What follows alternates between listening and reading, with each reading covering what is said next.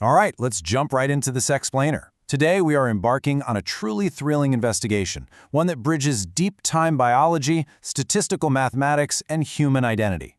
We're going to unpack source material that absolutely challenges everything we think we know about commercial DNA testing and, honestly, what it means to truly own your heritage.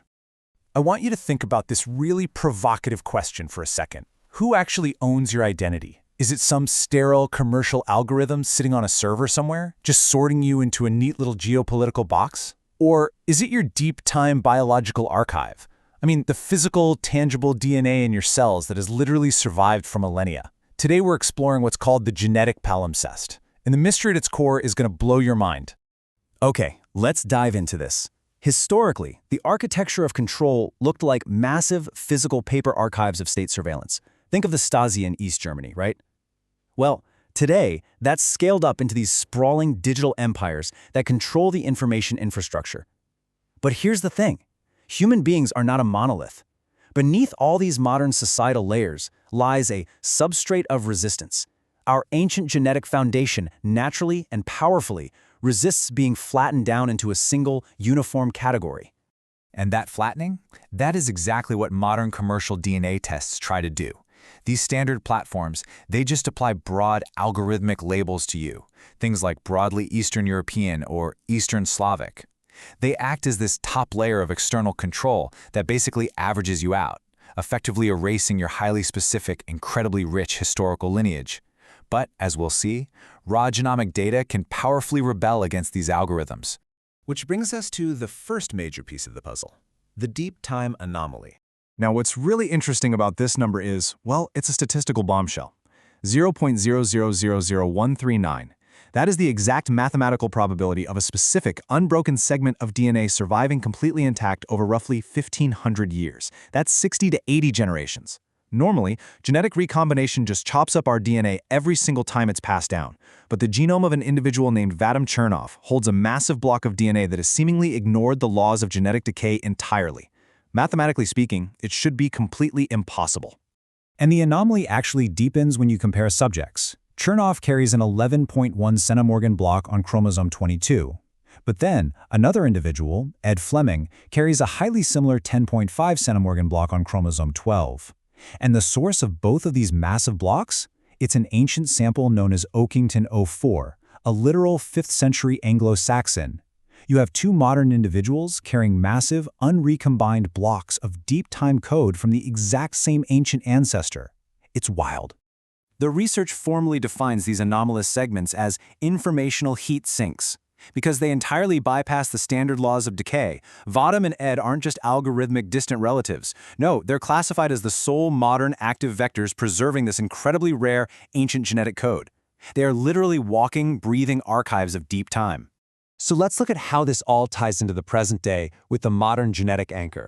Let's move to the timeline and see how this builds, because a true biological mandate absolutely requires a solid bridge to recorded history.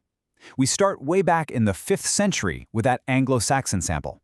By the 14th century, the noble clan Fleming establishes this incredible crucible of power in Pomerania on the Baltic coast.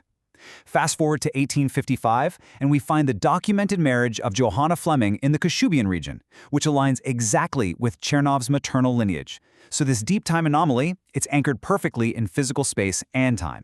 And the empirical GEDmatch data proves this direct modern link. There's an 11 centimorgan shared segment specifically on chromosome 15 between Chernov and Ed Fleming.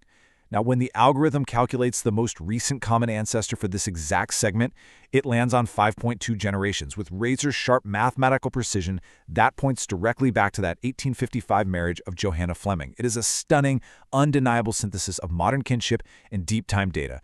This directly sets up our next core concept, the golden triangle. This perfectly triangulates the biological reality. Point 1 is Vadim Chernov's Pomeranian matrix. Point 2 is the modern genetic bridge proven by Ed Fleming. And point 3 is the deep-time Oakington 04 archive. This verified biological structure completely proves they belong to the same decentralized network of elites. The sources actually refer to this as being trees in the same forest of the historical Rzeczpospolita. You see, this specific combination of modern and ancient genetic data transforms what was just a simple genealogical hypothesis into a verified fact. The Fleming clan has this massive saga, rising from Pomerania to the absolute highest echelons of Swedish and Finnish nobility. By connecting directly to this lineage through verified genomic structures, you aren't just taking a DNA test, you are physically reclaiming a high-status, noble identity. And that leads us to the ultimate philosophical and structural conclusion, the biological mandate. So the crucial point is this concept of cognitive sovereignty. Holding an intact, ancient segment larger than 10 centimorgans basically acts as an empirical certificate of exclusivity. It actively creates a tactical blind spot for standard algorithms.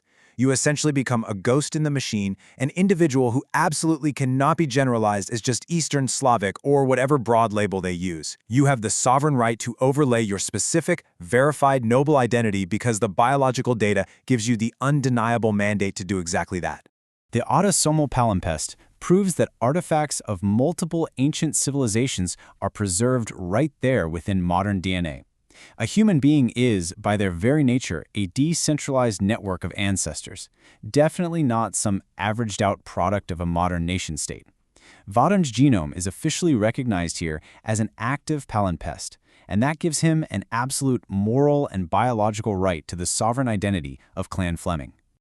Mountains are higher than flags. Genes outlast passports. I just love that quote. It perfectly summarizes the enduring power of deep-time biology over these temporary modern control structures. And it leaves us with a pretty incredible question to ponder. If we all dug past the algorithms and the broad, generic labels, what ancient, sovereign mandates might be hiding in our own DNA?